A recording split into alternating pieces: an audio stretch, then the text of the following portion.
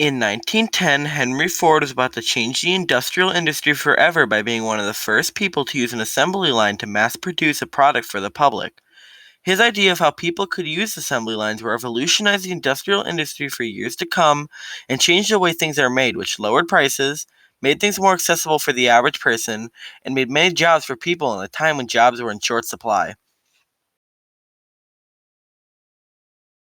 Henry Ford was born on July 30th, 1863 in Dearborn, Michigan, United States, to father William Ford and mother Mary Ford, who were farmers.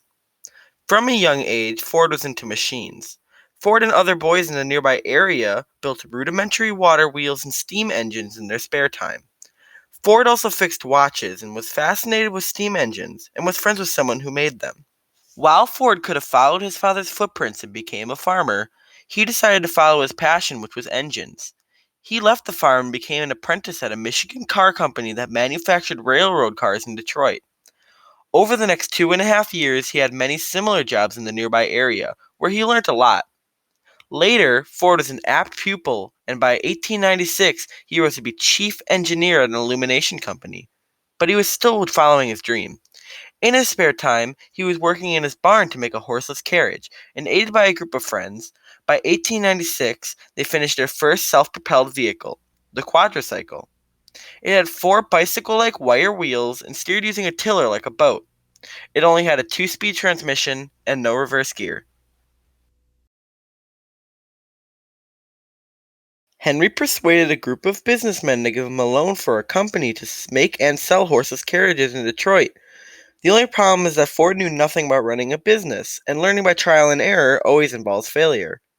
The new company failed, and so did a second. Ford realized that he needed to make a name for himself, so he started to build and race cars in his spare time. He won many races, and he started to grow a large following.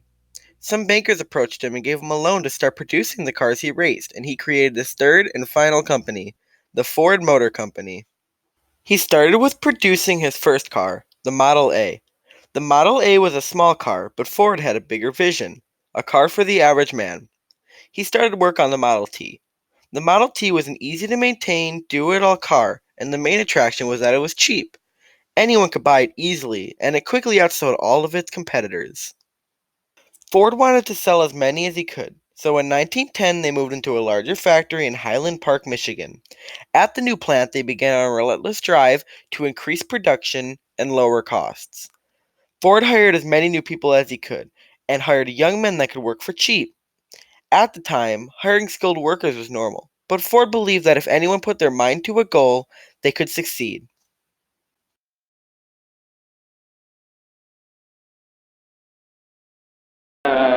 This great development, we can have further development, the opportunities for young men. No limit today as there were a few years ago. I think so. Yes, indeed. If a young man makes up his mind to work, there's no limit to what he can do. If he makes up his mind to go at it without the idea of work, he hasn't much chance. He must study and work, and he must go back in any art as far as he can, just dig up the very beginning, and he must. The more he goes back, the further he will be able to see ahead. Ford still knew he could do better. He thought of a new idea. He borrowed different techniques from watchmakers, bicycle makers, and meat packers. He mixed them with some of his own ideas, and by late 1913, they had developed a moving assembly line for the automobile. The assembly line was a more productive way to make cars because instead of a small team of people working to make one car, one person would be assigned to one task on every car, and the cars would be pulled down the assembly line past the worker as he did his task. This made the cars cheaper and easier to make. Ford continued to perfect his technique. Henry responded with his boldest innovation ever. He hired 53,000 people to keep 14,000 jobs filled and had everyone work in 3 shifts, and he virtually doubled wages to $5 per day.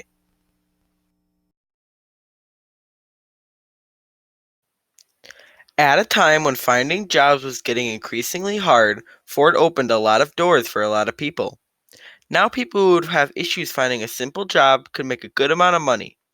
People flocked to Michigan to start working for the Ford Motor Company, which really put Detroit, Michigan on the map. Ford used a new method for employees. Instead of paying one person an hourly salary for a full day's work, he would pay multiple people for one job to work in shifts, meaning that he could produce product 24 hours a day. This not only made sales better for Ford, but also made more jobs for people in the area. This meant that many different people had jobs and were getting paid well, changing society and its views on jobs and pay.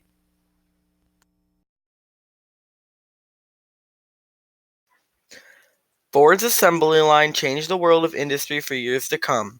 Not only did it change the auto and manufacturing industry, but it also played a big role in American cultural history.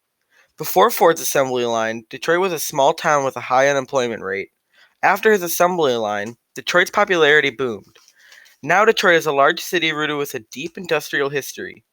Because of its boom in economy, Detroit produced some of pop culture's most influential artists, and it paved the way for the auto industry today.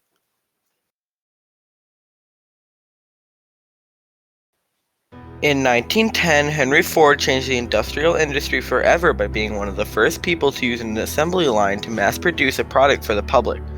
Without Ford's influence on the auto industry, everyday life would not be the same for any of us. Ford not only changed the auto and manufacturing industry for years, but he played a large role in American culture. Ford's impact will continue to influence daily life for years to come. We all have Henry Ford to thank for the cars we drive, the products we use and buy every day, and the rich culture we enjoy and are surrounded by daily.